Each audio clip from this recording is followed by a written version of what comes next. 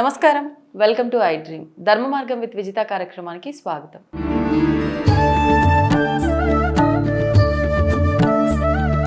ప్రస్తుతం మనతో పాటు ఉన్నారు ప్రముఖ జ్యోతిష్య పండితులు అలంకార బ్రహ్మ శ్రీ గుండెపూడి శివసుధీర్ శర్మ గారు. ఇప్పుడు గురుగారితో మాట్లాడి మరిన్ని విషయాలు తెలుసుకుందాం. నమస్కారం గురుగారు. శ్రీమాత్రే నమః. శ్రీ గురుభ్యో నమః. గురుగారు, మొన్న జరిగిన పహల్గామ్ ఘటన తర్వాత ఇప్పుడు భారత్ దాడికి సిద్ధపడింది. దాడికి ప్రతి ఘటన ఖచ్చితంగా మనం ప్రతి దాడి చేయాల్సిందే అని చెప్పి మిషన్ సింధూర్ అని చెప్పి మన వాళ్ళు కూడా రంగంలోకి దిగటం జరిగింది. దాని గురించి మీరు ఏం చెప్తారు? ఎవరిది విజయం ఉంటుంది, ఏంటి అసలు పరిస్థితి? పాకిస్తాన్ది ఎలా ఉండబోతుంది, భారత్ది ఎలా ఉండబోతుంది? దాని గురించి చెప్పండి. ముందుగా ఈ పహల్గామ్లో జరిగినటువంటి ఉగ్రవాద దాడి ఏదైతే ఉందో అది నిజంగా చాలా ఖండించాల్సినటువంటి విషయం. ఇక్కడ మతపరమైనటువంటి ముఖ్యంగా వాళ్ళు ముస్లిమ్సా కాదా నిర్ధారణ చేసుకొని ప్యాంట్లు నిక్కర్లు విప్పి, అంటే ఎంత దరిద్రమైనటువంటి ఆలోచన విధానం అంటే అది మాకు సంబంధం లేదు అని పాకిస్తాను ఘోష పెడుతోంది. అలా లేనప్పుడు అసలు ఉగ్రవాది అనేటువంటి వాడు అక్కడ ఎవరు కనపడితే వాడు ఇది చేయాలి. నువ్వు హిందువా ముస్లిమా అని నిర్ధారణ చేసుకోవాల్సిన అవసరం లేదు కదా. ఇది కేవలం ఒక మతపరమైనటువంటి ఒక దేశపరమైనటువంటి, అంటే ఇక్కడ ముఖ్యంగా నాన్న మనం గర్వించాల్సిన విషయము బాధపడాల్సిన విషయము రెండు ఉన్నాయి. ఏంటంటే ముస్లిం దేశాలు చాలా ఉన్నాయి, అలాగే క్రిస్టియన్ దేశాలు చాలా ఉన్నాయి. హిందువులకున్న దేశం ఒక్కటి భారతదేశం. వాస్తవం. అసలు భారతదేశంలో ఏమీ లేదు, మన భారత చరిత్ర ఒట్టి ట్రాషు, ఏం లేదు, మంత్రాలు లేవు, పూజలు లేవు, విధానాలు లేవు, సంప్రదాయం లేదు, సనాతన ధర్మం లేదు అనేటువంటి వాదించే ప్రతి కుక్క మరి హిందూ దేశం మీద ఎందుకు దాడి చేస్తుంది? అదే కదా. హిందువుల్ని ఎందుకు టార్గెట్ చేసుకొని చేస్తుంది? టార్గెట్ అంటే ఏంటి? గొప్ప స్థాయిలో ఉన్నదాన్ని మనం టార్గెట్ చేస్తాం. అవును, ఎవరైనా మనకన్నా ఎక్కువలో ఉన్న వాళ్ళనే మనం చూస్తాం. అవునా? వాళ్ళని టార్గెట్ చేసి వాళ్ళని ఏదో క్రిస్టి చేయాలని మనం ప్రయత్నం చేస్తూ ఉంటాం. అవునండి. మరి ఎంత గొప్పది అని చెప్పుకోవడానికి సగర్వంగా ఈ ఒక్క విషయంలో చెప్పుకోవచ్చు. మన భారతదేశం, మన సనాతన ధర్మం, మన హిందూ ధర్మం ఎంత గొప్పది అని చెప్పుకోవడానికి ఇది ఒక్కటి చాలు. అవునండి. అలాగే ఇన్ని దేశాలు కలిసి ఒక్క భారతదేశం మీద కుట్ర పూనడం అనేది అది మరీ ఘోరమైనటువంటి. నిజంగానే మతాలు మార్చడం, అవును, కేవలం హిందూ ధర్మంలో ఉన్నటువంటి వ్యక్తుల మీదనే దాడి చేయటం. మొన్నటిదాకా కొంతమంది అన్నారు భారత్ మాతాకి జై అనను, భారత్ మాత అంటున్నారు, మీ భారత తల్లికి ఎంతమంది భర్తలు, ఇలా మాట్లాడినటువంటి కొంతమంది విమర్శలు చాలామంది ఉన్నారు. అవునండి. ఇప్పుడు మీ అమ్మని అమ్మ అని పిలిస్తే తప్పు అంటే, మా నాన్న కూడా మీ అమ్మకి లింక్ పెడతాను అంటే నీ దరిద్ర బుద్ధి అంటే తెలుస్తుంది, అక్కడ అర్థమవుతుంది కదా. అమ్మ అంటే ఎవరినైనా అమ్మనే పిలుస్తాం మనం, అవునా? అలాంటిది భరత భూమి మనల్ని కన్నది. మనం ఇక్కడ పుట్టాం, ఇక్కడ పెరుగుతున్నాం, ఇక్కడ గాలి పీలుస్తున్నాం, ఇక్కడ తిండి తింటున్నాం, ఇక్కడ నీరు తాగుతున్నాం. ఒక మాట చెప్పాలంటే పాకిస్తాన్ వాళ్ళు కూడా భారతదేశానికి ఎంతో రుణపడి ఉన్నారనే చెప్తాం. ఎప్పుడో గతంలో చేసినటువంటి దరిద్రమైనటువంటి గవర్నమెంట్లు చేసినటువంటి ఏవైతే అగ్రిమెంట్లు ఉన్నాయో, సింధు నది అనేటువంటి దాన్ని, సింధు అనేటువంటి నది, సింధు అంటేనే క్లియర్గా తెలుగు పదం సంస్కృత పదం అనేది అర్థమవుతూనే ఉంది. అలాంటి నీళ్లు తాగుతూ నువ్వు ఇంకా ఇదే దేశం మీద యుద్ధం చేస్తానంటే ఎంతవరకు ధర్మం అది? కదా. అందుకనే మన వాళ్ళు పెట్టింది కూడా ఆపరేషన్ సింధు. సింధు అంటే తాగడానికి నీళ్లు లేక లీటరు 200 రూపాయలు పెట్టి 150 రూపాయలు పెట్టి నీళ్లు కొనుక్కుంటున్నారు. పంట పొలాలు బీడు భూములు అయిపోతున్నాయి అక్కడ. రాబోయే రోజుల్లో తినడానికి తిండి కూడా లేక దొంగతనాలు పెరిగి మనుషుల్ని పీక్కు తినేటువంటి పరిస్థితి వస్తుంది అక్కడ, గ్యారెంటీ. పాకిస్తాన్లో అంతే. మరి చేసిన పాపం ఎక్కడే పోతుంది నాన్న? అవునా? మనం పంచాంగ శ్రవణం చెప్పుకున్నప్పుడు నేను ముందుగానే చెప్పాను, భారతదేశానికి సరిహద్దుల్లో తప్పనిసరిగా యుద్ధ వాతావరణం ఉంటుంది. మన భారతీయ సైనికులు దాన్ని ధైర్యవంతంగా ఎంతో సాహసోపేతంగా ఎదుర్కొంటారు. విజయం భారతదేశానికి తథ్యం అని చెప్పి 2025 పంచాంగ శ్రవణం ఉగాది రోజునే చెప్పాం మనం. తప్పనిసరిగా భారతదేశం ఈ యుద్ధంలో విజయం పొందడం అనేటువంటి, ఓ మాట చెప్పాలంటే నాన్న, ఆల్రెడీ విజయం పొందాం, దాంట్లో అనుమానం ఏం లేదు. సింధు నదికి ఎప్పుడైతే గేట్లు మూసివేశారో అప్పుడే పాకిస్తాన్ సగం కాదు 90% చచ్చిపోయింది. మిగిలిన 10% ఉంది. కానీ ఇక్కడ వాళ్ళు ఏంటంటే ఎంతసేపటికి రెచ్చగొట్టడం, రెచ్చగొట్టి ఏం చేస్తారు అని అవును. వాతావరణాన్ని చల్లబరచడం అన్నమాట. యుద్ధం చేయకుండా ఉండేంత వరకు తీసుకురావాలని ఒక ఆలోచన తీసుకొచ్చారు. అవును. రెచ్చగొడితే మనం చల్లబడతాం, అంతే. ఐక్యరాజ్య సమితిలో చెడ్డవాళ్ళం అవుతాం అని చెప్పేసి వాళ్ళు ఎంతసేపటికి మా దగ్గర అవి ఉన్నాయి ఇవి ఉన్నాయి. ఇప్పుడు దీపావళి క్రాకర్స్ కొంటారు నాన్న, కొన్న మంచి బ్రాండెడ్ అనుకోండి, అన్ని టప వెళ్తాయి. అవును. లోకల్ తెచ్చుకున్నారు అనుకోండి, అంతే. 100 తెచ్చుకుంటే 10 వెళ్తాయి, మిగిలిన 90 తుస్సుమంటాయి. ఇప్పుడు వాళ్ళ దగ్గర ఉన్న అణ్వాయుధాలు కూడా అదే పరిస్థితి. వాటిని వాడేవాడు లేడు, ఇంతవరకు వాడాల్సిన అవసరం రాలేదు, వాడలేదు వాళ్ళు. పైగా వాడటానికి కావాల్సినటువంటి టెక్నాలజీ తెలిసిన వాళ్ళందరూ చనిపోయి ఉన్నారు, సైనికులు రిజైన్ చేస్తున్నారు, పెద్ద పెద్ద ఆఫీసర్స్ భయపడి వాళ్ళ కుటుంబాలను వేరే దేశాలకు పంపించుకుంటున్నారు. అలాగే ముఖ్యంగా టెక్నాలజీ పరంగా వెనుకబడి ఉంది పాకిస్తాన్. దానికి ఇంకొక దేశం ఉంది కదా, చైనా. ఈ చైనాకి ఎంతసేపటికి వినాశనాన్ని సృష్టించింది తప్పితే కరోనా లాగా.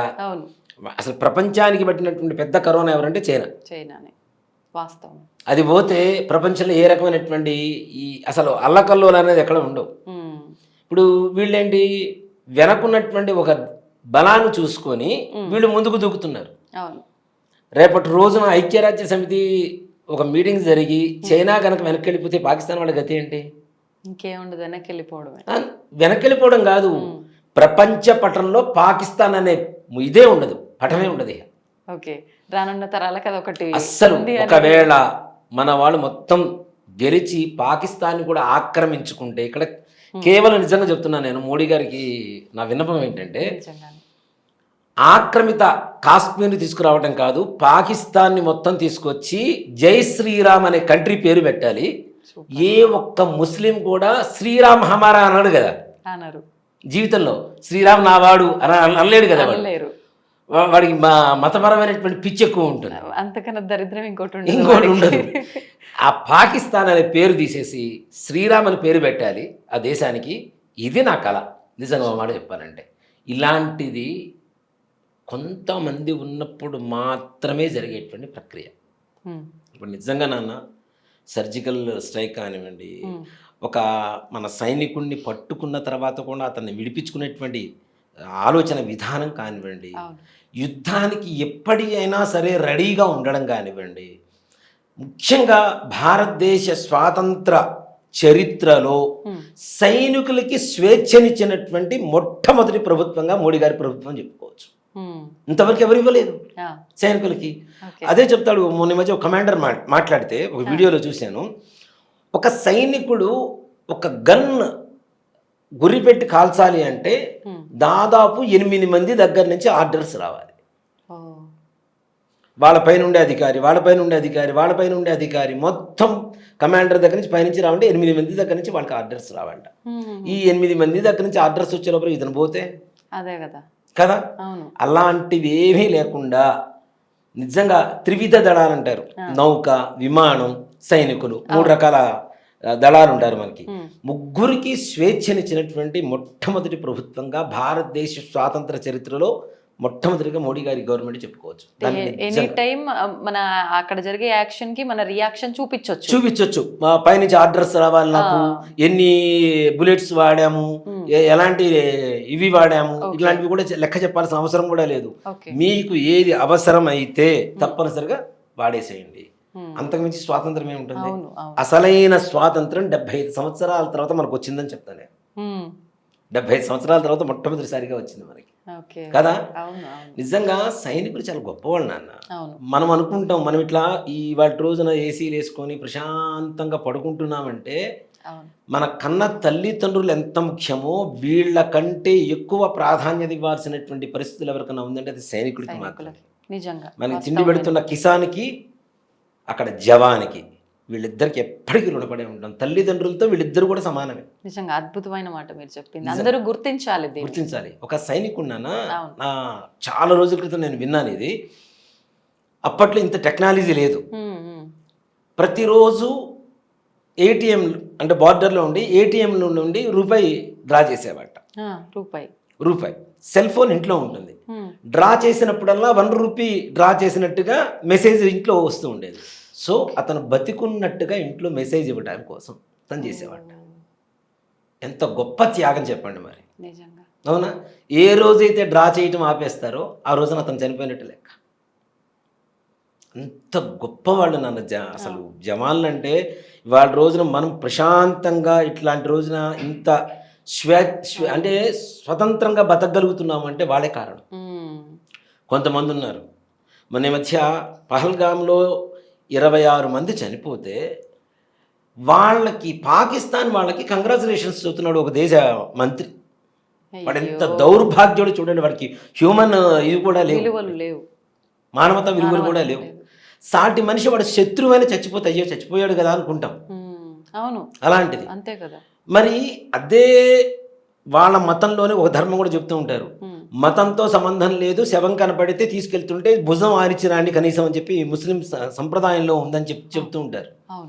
అలాంటిది సాటి మనుషుల్ని ఇంత నిర్దాక్షిణ్యంగా విచక్షణ జ్ఞానం లేకుండా చంపితే వాడు కంగ్రాచులేషన్స్ చెబుతున్నాడు పాకిస్తాన్ దేశానికి, ఉగ్రవాదులకి. ఇప్పుడు చేసినటువంటి ఆపరేషన్ సింధు ఏదైతే ఉందో, సింధు నది ఎంత దూరం పారుతూ ఉంటుందో అంత దూరంలో ఉండేటువంటి ప్రతి ఒక్క ఉగ్రవాది సర్వనాశనం అవ్వడం అనేది మాత్రం ఖచ్చితమైనటువంటి మాట నాన్న. అందులో ఈ సంవత్సరం మన భారతదేశానికి యుద్ధం అనేటువంటిది తథ్యం, దాంట్లో అనుమానమేం లేదు. ఎంతో కొంత మనం కూడా నష్టపోవాల్సిన పరిస్థితులే, కానీ విజయం మాత్రం 100% ఉంటుంది. గ్రహస్థితులు కూడా అనుకూలంగా భారతదేశానికి ఉన్నాయి. మనం షష్టగ్రహ కూటమి అలాగే ఇప్పుడు గురుడు మారుతున్నాడు, మన శని మారాడు, రాహు మారుతున్నాడు, కేతువు మారుతున్నాడు, కుజుడు మారుతున్నాడు. ఈ గ్రహాల స్థితి ఏదైతే ఉందో మన భారతదేశానికి కొంత నష్టంతో తప్పనిసరిగా అత్యంత విలువలతో కూడుకున్న విజయాన్ని చేకూర్చుతుందని చెప్పడంలో ఏమాత్రం కూడా సందేహం లేదు.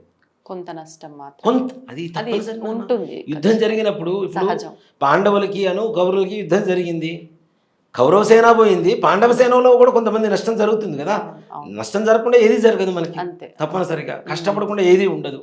కాకపోతే ఏంటంటే మన భారతీయులు కాబట్టి ఇప్పుడు వాళ్ళ దేశం వాళ్ళు పోతున్నప్పుడు వాళ్ళకి బాధేస్తుంది, కానీ ఇది ధర్మయుద్ధం, అధర్మ యుద్ధం కాదు.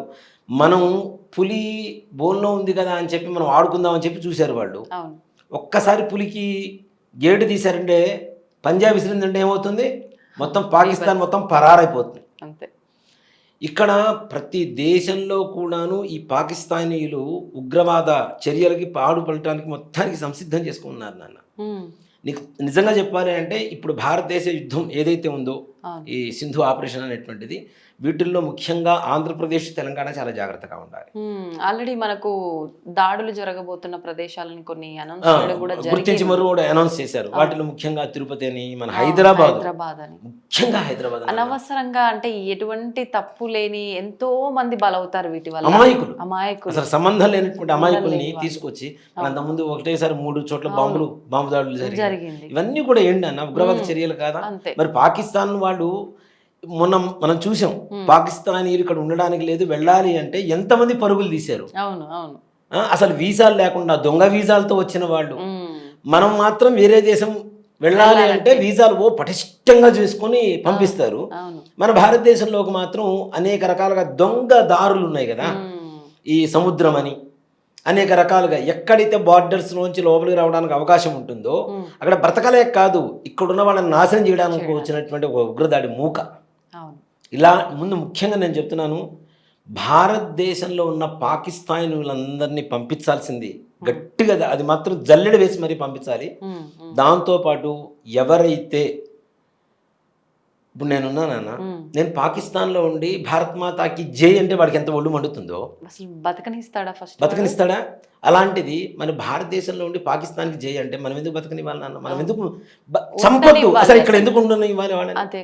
మనం ఆహారం ఎందుకు ఇవ్వాలి? మన నీళ్ళు ఎందుకు తాగనివ్వాలి? మన గాలి ఎందుకు పీల్చనివ్వాలి? అవునా?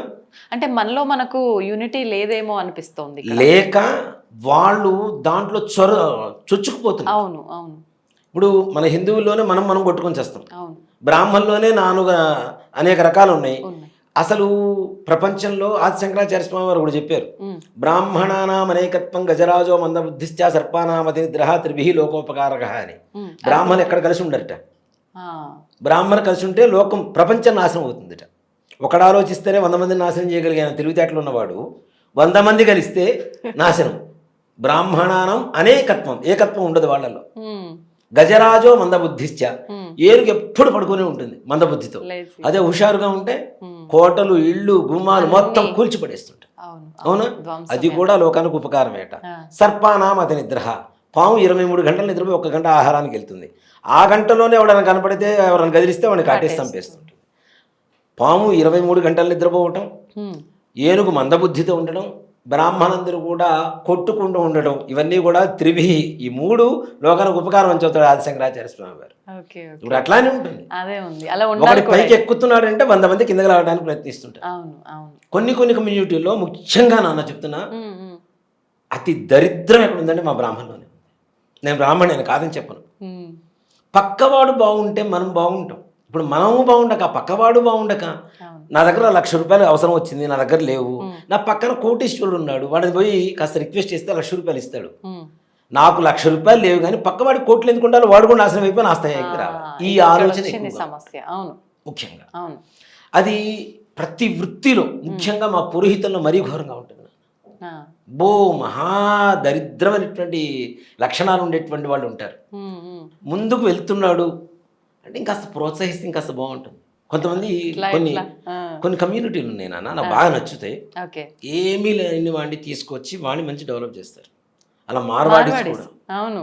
మార్వాడీస్ కూడా ఉమ్, ఒక పిల్లవాడు పుట్టిన తర్వాత 15 ఏళ్ళు 20 ఏళ్ళు రాగానే వాడికి అందరు కలిసి తల 1,00,000, 1,50,000, 2,00,000, 5,00,000 వాళ్ళకు ఉండేటువంటి స్థాయిని బట్టి ఆ పిల్లవాడికి ఇస్తారు. ఒక 50 లక్షలు, 1 కోటి రూపాయలు చేస్తారు. వాడితో బిజినెస్ పెట్టిస్తారు, హోల్సేల్ బిజినెస్ పెట్టించి ఈ రిటైలర్స్ అందరూ, మార్వాడీస్ అందరూ మళ్ళీ వాడి దగ్గరే కొంటారు. ఉమ్, హోల్సేల్ షాప్ ఎవరైతే దగ్గరైతే పెట్టించారో వాడి దగ్గరే కొంటుంటారు, వాడిని డెవలప్ చేస్తూ ఉంటారు.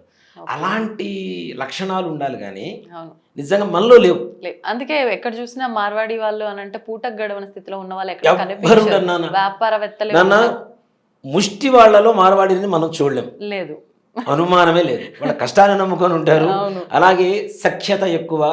కుటుంబంలో అందరూ పనిచేస్తారు. ఉమ్, మనలాగా ఒకళ్ళు పనిచేస్తే 10 మంది తినేటువంటి ధర్మం ఉండదు వాళ్ళ ఇంట్లో. ఇంట్లో ఆడవాళ్ళు ఉంటే, వాళ్ళకి చిన్న కిరాణా స్టోర్ పెట్టుకుంటే, ఇంట్లో మొత్తం ఆ సరుకు మొత్తం ఇంట్లో పడేస్తే కేజీల చొప్పున మొత్తం తూకం వేసి చక్కగా పార్సిల్ చేసి సీల్ చేసి పెట్టేసి పక్కన పెట్టేస్తారు, ప్యాక్ చేసి. ఉమ్, ఇంట్లో ఆడవాళ్ళు కూడా ఖాళీగా ఉండరు, ఉండరు. పిల్లలు కూడా ఖాళీగా ఉంటారు. ఉమ్, మరి అందుకని వాళ్ళు ఆ స్థాయిలో ఉంటున్నారు. అలాంటి ఐకమత్యం లేక ఇతర మతాల వాళ్ళు, ఇతర దేశస్థులు మనలోకి చొచ్చుకు వచ్చి మనల్ని నిజంగా ఇప్పటికీ బ్రిటిష్ పరిపాలన ఉందనే చెప్పుకోవాలి. కొన్ని చోట్ల అవును. విభజించు పరిపాలించు, విభజించు పరిపాలించు, అదే జరుగుతుంది. అవును. మతాల మధ్య, కులాల మధ్య చిచ్చులు పెట్టి ఉమ్, ఉమ్, దీన్ని వాళ్ళు క్యాష్ చేసుకుంటున్నారు, అవును. వాళ్ళలోకి మార్చేసుకుంటున్నారు. నేను పార్టీలకు అతీతం నాన్న, నాకు పార్టీతో సంబంధం లేదు. అది కాంగ్రెసా, లేదంటే బీజేపీనా, తెలుగుదేశమా, వైఎస్ఆర్సీపీనా, వీటితో నాకు సంబంధం లేదు, పార్టీలతో సంబంధం లేదు. మనది సింధు నది దగ్గర నుంచి హిందూ పర్వతాలు ఏవైతే ఉన్నాయో ఈ మధ్యలో ఉండే వాళ్ళందరినీ కూడా హిందువులు అని చెప్తూ ఉంటాం కదా. మనది భారతదేశం హిందూ దేశం కాబట్టి మన దేశాన్ని మనం కాపాడుకోవటానికి హిందూ మతానికి, హిందూ ధర్మాన్ని సపోర్ట్ చేసేటువంటి నాయకుల్ని ఎంచుకొని మన భారతదేశాన్ని, అసలు భారత అంటేనే చాలా గొప్ప పదం నాన్న. ఉమ్, భా అంటే జ్ఞానము అని అర్థం, రతి అంటే వెలుగుతున్నా అని, ఉమ్, వెలుగుతున్నటువంటి జ్ఞానం కాబట్టి మన దేశానికి భారతదేశం అని పేరు. అంత గొప్ప దేశానికి ఉండేటువంటి, అంటే మన దేశంలో ఉన్నటువంటి జ్ఞానం ఇంకెక్కడ లేదు నాన్న, అవును. ప్రపంచంలో ఎక్కడా లేదు. అబ్దుల్ కలాం గారిని తీసుకోండి, ఆయన ముస్లిం పేరుకి, అవును. కానీ ఆయన చేసిన ప్రతి ప్రయోగం ఏవైతే ఉన్నాయో అన్నీ అధర్వణ వేదంలో ఉన్నటువంటి మంత్రాలను డీకోడ్ చేసి ప్రయోగాలు చేశారు ఆయన. ఉమ్, ఉమ్, ఉమ్. ఆయన పెట్టిన పేర్లు చూడండి, పృథ్వీ, ఆకాశు, జల్, అగ్ని, పంచభూతాలు. పృథ్వీ, ఇట్లా అన్ని పంచభూతాల పేర్లే పెట్టారు ఆయన. అవును. ఆయన మరి ఇంత సైన్స్ అని చెప్తున్నాం, ఇవన్నీ ట్రాష్ అని చెప్తున్నాం శాస్త్రాలు. శ్రీహరికోటలో తప్పనిసరిగా ముహూర్తం చూసే రాకెట్ని ప్రయోగిస్తారు. ఇప్పటికీ అక్కడ అమ్మవారి టెంపుల్ ఉంటుంది. ప్రయోగం చెయ్యాలి అంటే అమ్మవారికి సార, చీర, రవిక, పసుపు, కుంక, గాజులు ఇచ్చిన తర్వాతనే రాకెట్ని ప్రయోగం చేస్తారు ఇప్పటికీ. అంటే ఎంత నమ్ముతున్నారో చూడండి. మరి వాళ్ళు సైంటిస్టులు కాదా? అవును. నీకున్న సైన్స్ కంటే గొప్ప సైన్స్ కాదా అది? మరి సైన్స్ కి ధర్మానికి ఎప్పుడు పడుతూనే ఉంటుంది. వారైనా కూడా వాళ్ళు వాళ్ళు నమ్ముతున్నారు ఇప్పటికీ. అక్కడ అమ్మవారి గుడి ఉంటుంది నాన్న. అమ్మవారి గుడిలో తప్పనిసరిగా సారిచ్చిన తర్వాత రాకెట్ని ప్రయోగిస్తారు వాళ్ళు. ముహూర్తం పెడతారు. అథర్వణ వేదం 4 మొత్తం 4 వాల్యూమ్స్ ఉంటాయి. 4 పుస్తకాలు మన ఈయన దగ్గర ఉండేవి, అబ్దుల్ కలాం గారి దగ్గర. ఆయన దగ్గర పనిచేసిన పిఏ ఒక ఆయన ఉండేవారు నా దగ్గర, తెలిసిన ఆయన. ఆయన చెప్పేవారు మొత్తం. ఆయన బ్రాహ్మణ్ అనమాట. అంటే ఆయన భాషలో ఇంగ్లీష్లో చెప్పేవాడు. ఈయన నాతో చెప్పింది ఏంటంటే, ఏమయ్యా అథర్వణ వేదం 3rd వాల్యూమ్ కావాలయ్యా అని చెప్పి అడిగేవారట. అని చూడండి, స్కూళ్లతో పాటు వేద పాఠశాలలు ఎక్కువగా తిరిగారు కలాం గారు. వేద పాఠశాలలు ఎక్కువగా తిరిగారు ఆయన. సాంస్క్రిట్ని డీకోడ్ చేయడానికి దాంట్లో ఇప్పుడు భారత యుద్ధం, రామాయణ యుద్ధం ఇవన్నీ కూడా ఏంటి నాన్న, ఇప్పుడు మనం సినిమాల్లో చూపిస్తుంటే ఫూలిష్గా అనుకుంటాం, బాణాలు నింగనే నిప్పులు వస్తున్నాయి, వర్షం వస్తుంది. మరి అవన్నీ క్షిపణులే, అవన్నీ మంత్రంతో కూడుకున్నటువంటి క్షిపణులే అవన్నీ కూడాను. వాళ్ళు ప్రయోగించినవన్నీ కూడా అణ్వాయుధాలే, అణ్వాస్త్రాలే అవన్నీ కూడాను. అవే అధర్వణ వేదంలో చెప్పబడింది. ఆ అధర్వణ వేదాన్ని మూలంగా తీసుకొని నీ రాకెట్లు తయారు చేసినటువంటి అబ్దుల్ కలాం గారు కావచ్చు, ఇంకోహళ్ళు కావచ్చు, ఇవన్నీ కూడా సైన్స్ అని చెప్పి మనం ఏదో గొప్పగా వెళ్ళిపోతున్నాం. కానీ సైన్స్కు మూలమే వేదం. వేదం లేకపోతే దెర్ ఇస్ నో సైన్స్. వాస్తవం, అనుమానమే లేదు. ఇట్లాంటివి ఎన్నో వేల సంవత్సరాల క్రితమే కనుక్కొని భారతంలో రామాయణంలో యుద్ధం చేసినప్పుడు ఇలాంటి అణ్వాయుధాలు ప్రయోగించినప్పుడు ఇప్పుడు కూడా మనం వింటుంటాం నాన్న. భారత యుద్ధం, రామాయణ యుద్ధం జరిగిన స్థలాల్లో పంటడం లేదని చెప్తారు. ఎందుకు పంటడం లేదు అంటే అణ్వాయుధాల ప్రయోగం, అక్కడ ప్రభావం ఏదైతే ఉందో దానివల్ల. మరి అలాంటివి అప్పట్లో లేకపోతే ఇప్పుడు ఎట్లా కనుక్కున్నాం మనం కదా? వేదం అనేది అంత గొప్పది, అంత జ్ఞానం కలిగినటువంటి మన దేశాన్ని మనం కాపాడుకోవాలంటే హిందువులందరూ కూడా ఐకమత్యంగా ఉండాలి తప్పనిసరిగా. మతం తీసేసేయండి, కులం తీసేసేయండి, మనకు దేంతో సంబంధం లేదు. భారతదేశంలో పుట్టిన ప్రతి ఒక్కడు ఏ మతంలో పుట్టినా వాడు హిందువే. అంటే ఏదైనా సమస్య జరిగినప్పుడు, ఘటన జరిగినప్పుడు అయ్యో ఇంతమంది ప్రాణాలు కోల్పోయారే అని చెప్పి ఇంట్లో ఉండి అనుకోవటం కన్నా అందరూ ఒక త్రాటిపైకి వచ్చి మేము ఉన్నాం అనే ఒక భరోసాని ఇస్తే నిజంగా మన కోసం పోరాడే సైనికులకి అది ఇంకొక ధైర్యంగా. అంతే కదా నాన్న. బ్రహ్మం గారి కాలజ్ఞానం కూడా కొన్ని పదాలు ఉంటాయి నాన్న, అంటే నాకు బాగా నచ్చుతాయి ఆయనది కూడా. దాంట్లో ఆయన చెప్పింది ఏంటంటే, రామ రామ అననుడి వాడు కూలిపోవును గాక అని చెప్పి చెప్తాడు ఆయన. అంటే సెక్యులర్ వాదనలు చేసేవాళ్ళు ఉన్నారు కదా, వీళ్ళు కూడా రేపటి రోజున భవిష్యత్తులో జై శ్రీరామ్ అనాల్సిన పరిస్థితే, అనకపోతే వాడు ఉండడు. ఇది మాత్రం ఖచ్చితమైన మాట. ఇది బ్రహ్మగారి కాలజ్ఞానంలో కూడా రాశాడు ఆయన. ఇంకెవడైనా మొండిగా నేను అనను అన్నాడంటే వాడి ప్రాణాలు గాల్లో. అంతే. రామ అనేటువంటి పదం ఎందుకు, ఇప్పుడు శివుడు ఉన్నాడు, అమ్మవారు ఉంది, అనేక రకాలు ఉన్నాయి. కానీ రాముణ్ణే మనం అంటే ఆయనకి ధర్మానికి రూపంగా ఆయన చూస్తూ ఉంటాం. రామో విగ్రహం ధర్మ అని చెప్పి చూస్తూ ఉంటాం కదా. విగ్రహం రాముడు అంటే ధర్మం ఎలా ఉంటుందంటే రాముడులానే ఉంటుంది. ఆయన చూపిస్తే ధర్మం చూపించినట్టే, ధర్మం చూపిస్తే రాముడు చూపించినట్టే. కాబట్టి రామ అనేటువంటి పదం పుణ్యం కోసం కాదు, చివరికి కనీసం బ్రతుకు తెరువు కోసమైనా అనకపోతే చచ్చిపోతాడని చెబుతుంది కాలజ్ఞానం. కాబట్టి ఏ సెక్యులర్ వాదులైనా సరే మన మతంలో పుట్టి మన దేవుళ్ళని ఎక్కిరించేటువంటి వాళ్ళు ఉన్నారు చూసారా, వాళ్ళకు కూడా ఇదే గతి పట్టబోతుంది తొందరలో. ప్రపంచంలో ఉగ్రవాదులు ఎక్కడో లేరు, మన దేశంలో మనతో పాటే మన పక్కవాడిని ధర్మంలో ఉన్నవాడిని కూడా చెడగొడుతూ వేరే ధర్మంలోకి లాగాలని. ఇప్పుడు నాస్తికులు ఉంటారు నాన్న, నాస్తిక సంఘం పెడతారు. ఈ వెధవ సంఘం ఎలా ఉంటుందంటే అనకూడదు కానీ, నాస్తిక సంఘం పెడుతున్నారా, విడిపోకుండా దేవుడు కొబ్బరికాయ కొట్టండి రా అన్నట్టు ఉంటుంది వీళ్ళ సంఘం. పెట్టేదేమో నాస్తిక సంఘం, విడిపోకుండా ముందు దేవుడు కొబ్బరికాయ కొట్టండి రా అన్నట్టు ఉంటుంది వీళ్ళ సంఘం. ఎంత మూర్ఖులు అనుకోవాలి కదా. నహ అస్తికులు కదా, అంటే భక్తి లేనటువంటి వాళ్ళు, అసలు ఏది నమ్మనటువంటి వాళ్ళు అని అర్థం. దేవుడు లేడు అన్న దాంట్లోనే దేవుడు అనేటువంటి పదం ఉంది కదా, ఇంకేం కావాలి నీకు? నువ్వు దేవుడు లేడు అన్న దాంట్లోనే దేవుడు అనే పదాన్ని పలుకుతున్నావు, ఇంకేం పలకాలి నువ్వు కదా. ఎవరు లేరు అని అడిగితే దేవుడు లేడు అంటాడు. మరి దాంట్లో దేవుడు ఉన్నాడు అక్కడే కదా. కాబట్టి ప్రతి ఒక్కరు కూడా దయచేసి హిందూ ధర్మాన్ని ప్రోత్సహించండి. హిందూ ధర్మంలో చాలా గొప్ప నీతి ఉంది, మానవ విధానం ఉంది, జీవన విధానం ఉంది. మన ధర్మంలో బ్రతకటం అసలు నిజంగా మన భారతదేశంలో పుట్టడమే ఎన్నో జన్మల సుకృతం వల్ల పుడతాం, లేకపోతే పుట్టరు. అది మాత్రం ఖచ్చితమైన మాట. మిగిలినవన్నీ కూడా నువ్వు నానా రకాల దరిద్రమైనటువంటి దీంట్లో ఉన్నాయి. మనది మాత్రమే కర్మభూమి, వేదభూమి అని చెప్పి పిలుస్తూ ఉంటాం భారతదేశాన్ని మాత్రమే. అవునా? ఇప్పుడు వేరే మతానికి చెందినటువంటి వేరే దేశం నుంచి వస్తూ ఉంటారు. అవును. వాళ్ళు కిందకి దిగేటప్పుడే భూమికి దండం పెట్టి దిగుతున్నారు. వీళ్ళు అంటారు అది క్రిస్టియన్లో వాళ్ళ పోప్ అంటాం. ఆయన కూడా ఇటీవల ఫ్లైట్ దిగేటప్పుడు కొన్ని వీడియోలు చూసాం మనం. ఫస్ట్ దిగ్గానే భారతం భూమికి దండం పెట్టుకొని మరీ దిగుతున్నాడు ఆయన. ఆయన చెప్పింది కూడా కొంతమంది ముస్లిమ్స్ ఉన్నారు నాన్న, వాళ్ళు కూడా ఒప్పుకుంటున్నారు సనాతన ధర్మం ఏదైనా ఉంది అంటే అది హిందూ ధర్మమే ఉన్నారు కొంతమంది. అలా కొంతమంది తప్పనిసరిగా భగవద్గీత ఇవాళే విన్నాను.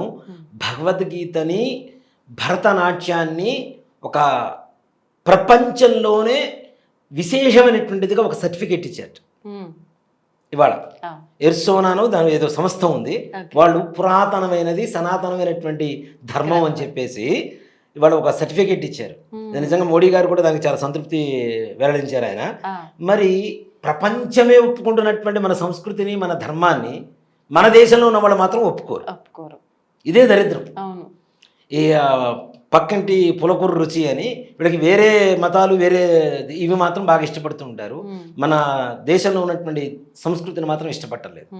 దయచేసి ఇలాంటివన్నీ తీసి పక్కన పెడితే ఇలాంటి యుద్ధ వాతావరణం వచ్చినప్పుడు అందరం ఏకం అవ్వాలి, ఒకే తాటి మీద నిలబడాలి, యుద్ధానికి అందరూ సంసిద్ధులు అవ్వాలి. తగిన జాగ్రత్తలు ఎక్కడైనా సరే అనుమానాస్పద స్థితులు ఎవరైనా కనబడితే తప్పనిసరిగా మనం కంప్లైంట్ ఇవ్వడం కానీ చేయవలసినటువంటి పరిస్థితులు. ప్రతి ఒక్కరు మనకెందుకు వచ్చిందిలే, ఎవరో సుట్ కేసు అక్కడ పెట్టేసి వెళ్ళిపోతాడు, దాన్ని ఎవడు పట్టించుకోరు. అదేదో శాస్త్రం ఎవరికి పుట్టిన బిడ్డరా ఎక్కి ఇచ్చాడు అన్నట్టు ఎవరికి సంబంధం ఉండదు. అంటే అది దాని గురించి మేము ఏమైనా చెప్తే అది ఎక్కడొచ్చి మా పైన పడుతుందో ఇది అనే టైప్ లోనే ఆలోచిస్తారు తప్ప నాన్న రేపు మన ఇంటి వరకు వస్తే ఈ సమస్య అనేది ఎవరు ఆలోచించారు. నిజంగా ఇవాళ రోజున దేశం కోసం జైల్లో పడ్డ గాంధీ గారిని జాతి పిత అని చెప్పి పిలుస్తున్నారు. 10 మందికి మంచి జరుగుతున్న విషయంలో నువ్వు జైలుకి వెళ్ళి కూర్చొని 4 రోజులు జైలు కూడా తినొచ్చినా తప్పులేదని చెప్తా. వాస్తవమే. 10 మందికి మంచి జరుగుతున్నప్పుడు తప్పే ఉంది దాంట్లో ఏంటి? ఇప్పుడు పోలీసులు నువ్వు చెప్పంగానే నువ్వే చూసావు, నువ్వెందుకు పెట్టావు, నువ్వే పెట్టావని చెప్పి అనుమానించరు కదా. దాంట్లో ఉన్నది ఏంటి అనేది వాళ్ళు ఎంక్వైరీ చేసుకుంటారు కదా. అలాంటిది భయాలు మానేసి అందరం ఏకమవుదాం. ఆపరేషన్ సింధు సక్సెస్ఫుల్గా ముందుకు వెళ్తుంది. తప్పనిసరిగా సింధు నది పుష్కరాలు వచ్చే లోపల పాకిస్తాన్ అనేటువంటి ఒక దేశ చిత్రపటం ఏదైతే ఉంటుందో మన ప్రపంచ పటంలో తప్పనిసరిగా దాని పేరు కూడా మారిపోయి 100% అది కూడా మన సొంతం అవడం అనేది జరుగుతుంది. ఇక్కడ పుట్టావు, నువ్వు హిందువే, దాంట్లో అనుమానమే లేదు. ఈ ప్రాంతంలో పుట్టినటువంటి వాళ్ళందరూ ఉండేటువంటి వాళ్ళందరూ కూడా హిందువులు అని చెప్పినప్పుడు నువ్వు మరి అదే ప్రాంతంలో నువ్వు ఉంటున్నప్పుడు తప్పనిసరిగా హిందువే. అలా అయితేనే ఉండి ఇక్కడ, లేకపోతే వెళ్ళిపో, నీకు ఇష్టం లేకపోతే వెళ్ళిపో, పాకిస్తాన్ వెళ్ళిపో. మన మధ్య వక్ఫ్ బోర్డు ఇది వచ్చినప్పుడు కూడా ఒక ఆయన నేను ఇది పాటించను, అది మళ్ళీ తెలంగాణ స్టేట్ కోర్టులో కూడా వేశారు నన్ను, మళ్ళీ హైకోర్టులో మేము ఇక్కడ అట్లాంటివి ఏమి పాటించము అది ఇదని. నువ్వెవడు పాటించకపోవడానికి? దేశం మొత్తం కూడా ఆల్రెడీ సంతకాలు చేసేసింది, అయిపోయింది. ప్రతి రాష్ట్రానికి ఒక గవర్నమెంట్ ఉన్నంత మాత్రాన సెంట్రల్ నుంచి వచ్చే డబ్బులు మొత్తం అక్కడి నుంచి రావాల్సిందే. నిజంగా నాన్న పాకిస్తాను 8 లక్షల కిలోమీటర్ల దూరం ఉంటుంది మొత్తం, పాకిస్తాన్ మొత్తం. అక్కడ ఉండేటువంటిది 24 కోట్ల మంది, అవునా? కానీ భారతదేశంలో వక్ఫ్ బోర్డు ఉన్నటువంటి ఆస్తులు 9,26,000 కిలోమీటర్లు ఉన్నాయి. మరి పాకిస్తాన్ ఎక్కడ నుంచి చెప్పండి? అంతే కదా, అక్కడికంటే పెద్ద పాకిస్తాన్ కదా ఇది. అక్కడ ఉంది 8 లక్షల కిలోమీటర్లు, ఇదేమో 9,26,000 కిలోమీటర్లు ఇక్కడ ఉంది. వాటి ఆస్తులు దేనికి సంబంధించిన ఆస్తులు ఉన్నాయి అవి? మరి వాళ్ళకే ఇక్కడి నుంచి వచ్చిన డబ్బులు మొత్తం తీసుకెళ్లి వాళ్ళకే ఇస్తున్నారుగా. వాళ్ళు ఏం చేస్తున్నారు? ఏమైనా పూజలు పుణ్యక్షేత్రాలు ఏమైనా కడుతున్నారా, పూజలు ఏమైనా చేస్తున్నారా, భోజనాలు పెడుతున్నారా, గన్లు కొంటున్నారు, బాంబులు కొంటున్నారు, మనల్ని చంపుతున్నారు. మన డబ్బుతో మనల్ని మనం చంపుకోవటం ఇది. నిజంగా మంచి పని చేసింది వక్ఫ్ బోర్డు అనేటువంటి దీంట్లో కూడా. ఇప్పుడు వాళ్ళు ఏమంటారు అంటే వక్ఫ్ బోర్డు ముస్లిమ్స్కి సంబంధించింది కదా, హిందువులు ఎందుకు ఉండాలి దీంట్లో అనేటువంటిది ఒక దీనికి వచ్చింది. మరి మేము మీ ఎండోమెంట్ దాంట్లో ఉండొచ్చు కదా అంటే, హిందూ దేశంలో హిందూ దేవాలయాలకి ఇంకొకటి పెత్తనం ఏంటి? అదే కదా. నీవు నా దేశంలో ఉంటున్నావు, నా ధర్మానికి సంబంధించింది కాదు కాబట్టి నీ దాంట్లో నా వ్యక్తులు ఉండాలి, నా దాంట్లో నీ వ్యక్తులు ఎందుకు ఉంటారు? నీకు సంబంధం లేదు కదా. ఇది నువ్వు వచ్చి జై శ్రీరామను అన్నారు, మేము వచ్చి అల్లా అంటాం అనరు. మన వాళ్ళు కూడా ఇంకోటి కూడా చెప్తానన్న, మన వాళ్ళు కూడా ఈ సెక్యులరిజం అని వెళ్తారు, మసీదులకు వెళ్తారు, అలాగే చర్చిలకు వెళ్తుంటారు. ఇగో దరిద్రం ఏంటంటే మన వాళ్ళు దండం పెడుతుంటారు. ఇలా దండం పెట్టడం మానేశాం. అవునా? ఇవి పంచేంద్రియాలు, జ్ఞానేంద్రియాలు మొత్తం కలిపి నేను నీ ముందు మోకరిస్తున్నాను, నా అహంకారం మొత్తం తీసేసి నేను ముందు మోకరిస్తున్నాను అని చెప్పి నమస్కార ముద్రకి అర్థం. అది తీసేసి ఇప్పుడు కొంతమంది ఉంటారు, ఇదేంటో అర్థం కాదు ప్యాషన్, ఈ వాళ్ళు అంటారు కదా పితా పుత్ర పవిత్రాత్మ ఆమీన్ అని. అదే దండం మన దేవుడికి పెట్టడం మొదలు పెట్టారు వీళ్ళు. అవును. ఇంకొకళ్ళు వస్తారు, ఉంగరాలు మొత్తం ఎంగిల్ చేస్తాడు. ఇవి జాతిరత్నాలు రా నాయన, ఇవి దేవతలు రా నాయన, గ్రహాలు రా నాయన మనం చూస్తుంటే ఇవి మొత్తం ఎంగిల్ చేస్తాడు. 10 సార్లు ముద్దు పెడతాడు దేవుడు చూస్తూ. అసలు ముద్దు పెట్టే సంస్కృతి ఎక్కడ వచ్చింది మనకి కదా? ఈ దరిద్రం అంతా కూడాను ఎక్కడెక్కడి నుంచి తీసుకొచ్చుకొని, ఈ మొన్న మధ్య పిల్లలు చూశాను, స్కూల్లో ఉండే పిల్లల్ని సమ్మర్ హాలిడేస్ అని చెప్పి తీసుకెళ్ళి ఈ క్రిస్టియన్ మతంలో కూర్చోబెట్టి ప్రార్థనలు చేస్తున్నారు. వాళ్ళ ప్రార్థనలు లేపుతున్నారు, చాక్లెట్లు బిస్కెట్లు ఇచ్చి. నిజం కొంతమంది నాయకులు ఉంటారు నాన్న, ఏ మతమైనా సరే పిలిస్తే వెళ్తారు. మొన్న మధ్య ఒక వీడియో కూడా వచ్చింది, చూసారో లేదో, యోగి ఆదిత్యనాథ్ గారు దర్గాకి పిలిస్తే వెళ్ళారు. ఆయన అక్కడ ఇట్లా అనలా, ఇలానే అన్నాడు అక్కడ కూడా అని టోపీ పెడుతుంటే తీసి పక్కన పెట్టేశారు. మన వాళ్ళు ఓట్ల కోసం టోపీలు పెట్టుకొని ఈ ఇఫ్తార్ విందులు అని, ఆ విందులు అని, ఈ విందులు అని కోట్ల ఖర్చు పెట్టి, ఇప్పుడు వాళ్ళు దీనికి వెళ్తుంటారు నాన్న, యాత్రలకు వెళ్తుంటారు ముస్లిమ్స్, వాళ్ళకి మాత్రం ఇన్సూరెన్స్లు కోట్లు ఫండ్స్ ఇస్తారు. మరి కాశీకి వెళ్ళే వాడికి ఎవరికైనా ఇస్తున్నారా? హిమాలయాస్కి వెళ్ళే వాళ్ళకి ఎవరికైనా ఇస్తున్నారా? మానసరోవర్ వెళ్ళే వాళ్ళకి ఎవరికైనా డబ్బులు ఇస్తున్నారా? ఏమైనా ఇన్సూరెన్స్లు పెడుతున్నారా?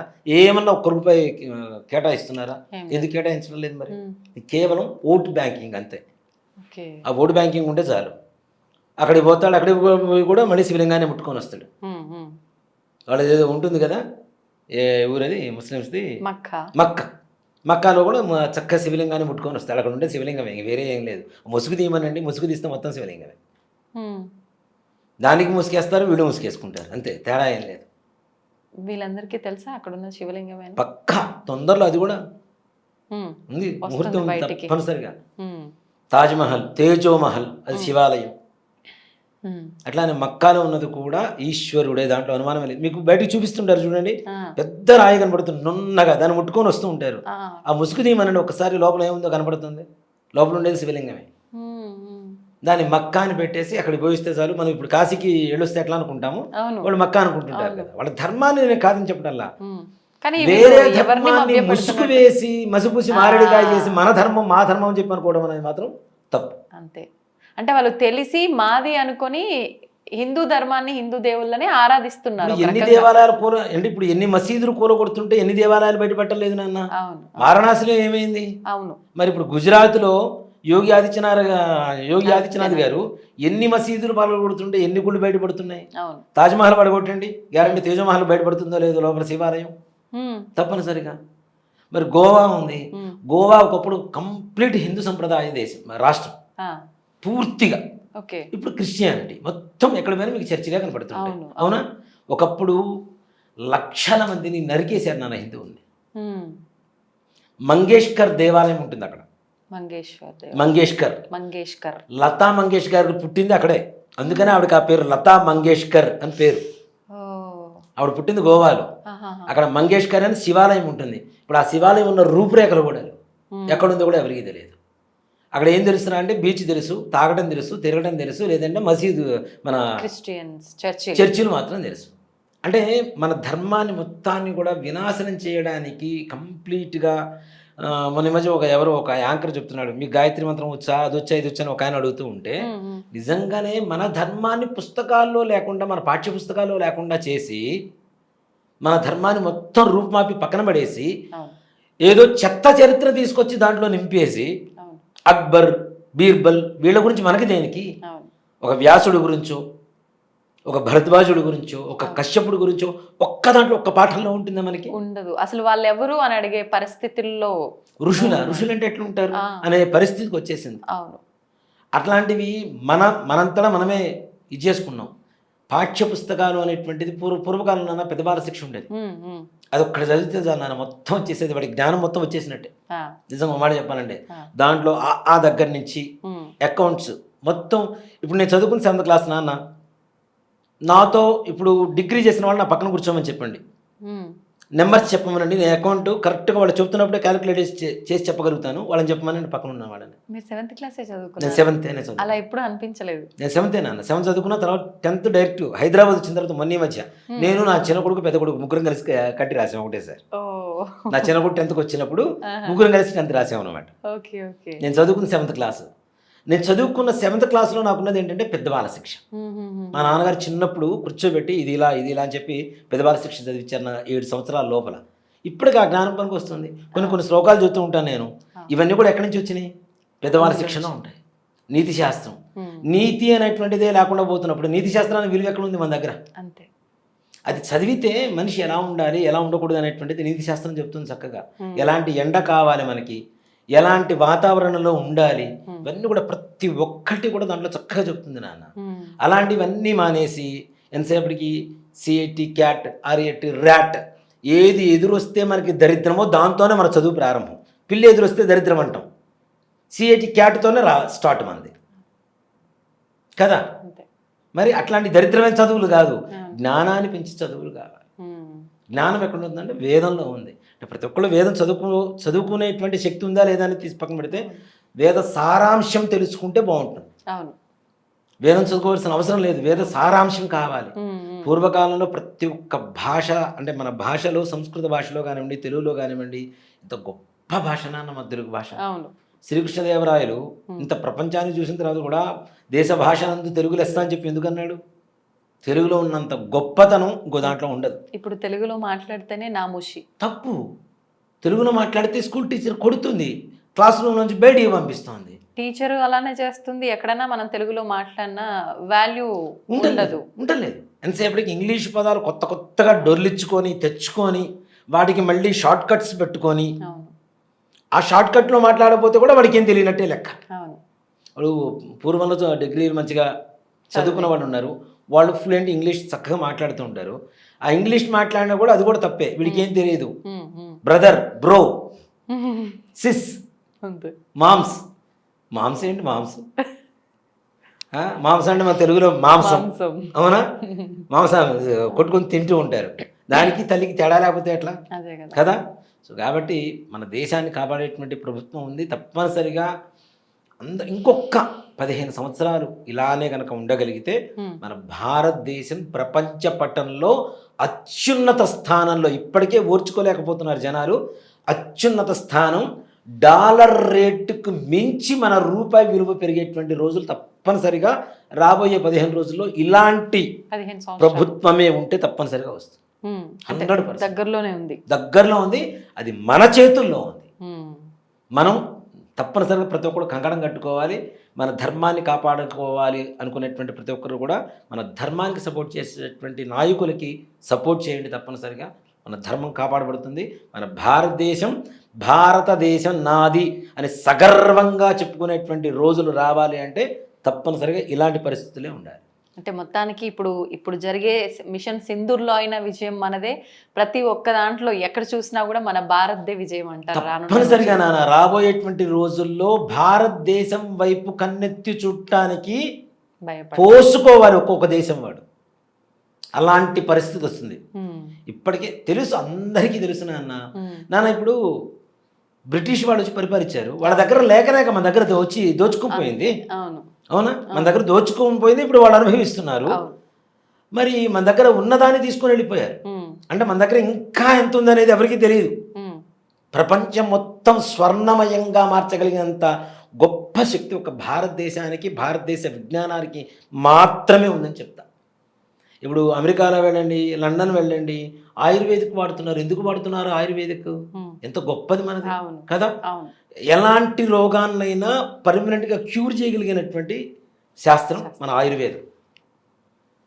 అంత గొప్ప శాస్త్రాలు మన దగ్గర ఉన్నప్పుడు కూడా మనం వేరే మతాల కోసమో వేరే కులాల కోసమో కొట్లాడుకొని వాటిల్లోకి వెళ్ళి నువ్వు ఈ జన్మలో ఈ ధర్మంలో పుట్టావు, ఈ ధర్మాన్ని కాపాడుకో, మన దేశాన్ని కాపాడుకో, మన ఆపరేషన్ సింధు ఏదైతే ఉందో తప్పనిసరిగా విజయవంతం అవుతుంది, అయి తీరాలి. ఇవాళ నుంచి ప్రతి ఒక్కళ్ళు కూడా మనస్ఫూర్తిగా మీకు దగ్గరలో ఉండేటువంటి ప్రతి దేవాలయానికి వెళ్ళి మన భారతదేశం విజయం చేకూరాలి, భారతదేశం ప్రపంచ పటంలో అత్యున్నత స్థానంలో ఉండాలని ప్రతి ఒక్కళ్ళు, భారతదేశంలో భారతదేశం బాగుంటే భారతదేశంలో ఉన్న అందరం బాగానే ఉంటాం. అంతే. మనం అంతా కూడా భారతీయులుగా పుట్టినందుకు, హిందువులుగా పుట్టినందుకు నిజంగా కృతజ్ఞతలు ఎప్పటికీ తెలియజేసుకుంటూనే ఉండాలి. మనందరం చాలా గర్వంగా ఫీల్ అవ్వాలి. తప్పనిసరిగా నాన్న. ఇంకోటి కూడా చెప్తాను, చాలా మందికి చెప్తూనే ఉంటాను, దయచేసి ఎవరికి కూడా నమస్కారం పెట్టవద్దు. ప్రతి ఒక్కరు కూడాను నమస్కారం పెట్టండి. నమస్కారం అని చెప్పాల్సిన పని లేదు. జై శ్రీరామ్ అనండి. ఇదే పదాన్ని వందల వేల మందిని, దాదాపుగా నాకు తెలిసి ఒక 10,000 మందిని మార్చేశాను నేను ఇప్పటికి. ఇది 10,000 మంది కాదు, భారతదేశంలో ఉన్న 124 కోట్ల మంది తప్పనిసరిగా ఇదే పదంతో ముందుకు వెళ్తేనే బాగుంటుంది అనేది నా ఆలోచన. నిజంగా అద్భుతమైన విషయాలన్నీ కూడా తెలియజేశారు గురుగారు. ప్రతి ఒక్కరూ మీరు చెప్పినట్టుగా ఆ జై శ్రీరామ్ అనే ఒక నమస్కారాన్ని మొదలు పెడితే బాగుంటుంది. నిజంగా ఇందాక మీరు ఆల్రెడీ చెప్పారు, బ్రహ్మం గారి కాలజ్ఞానంలో కూడా మనం అది చెప్తే బాగుంటుంది అని చెప్పారని చెప్పి, మనకు అష్టాక్షరి పంచాక్షరి మంత్రాలతో లిఖితమైన ఒక పదం ఏదైనా ఉంది నామం అంటే అది జై శ్రీరామ్ అని చెప్తూ ఉంటారు. మనం కూడా ఎన్నోసార్లు మాట్లాడుకున్నాం. సంతోషం గురుగారు. భారత్ మాతాకి జై. జై శ్రీరామ్. జై శ్రీరామ్. తవ్వండి, తవ్వుతూనే శివలింగం. సరే, దాన్ని అట్లా కప్పేసేయండి, చూపించదండి. Krishna is there. మూర్తి పూజ కాదు, సాక్షాత్ బ్రజేంద్ర నందన భగవాన్ ఉన్నారు మూర్తిలో. ఏమీ ఆశించకుండా ఆరాధించే వాళ్ళు కూడా ఉన్నారా ప్రభుజీ? నిజమైన భక్తి అంటే మనకు తెలియదు కాబట్టి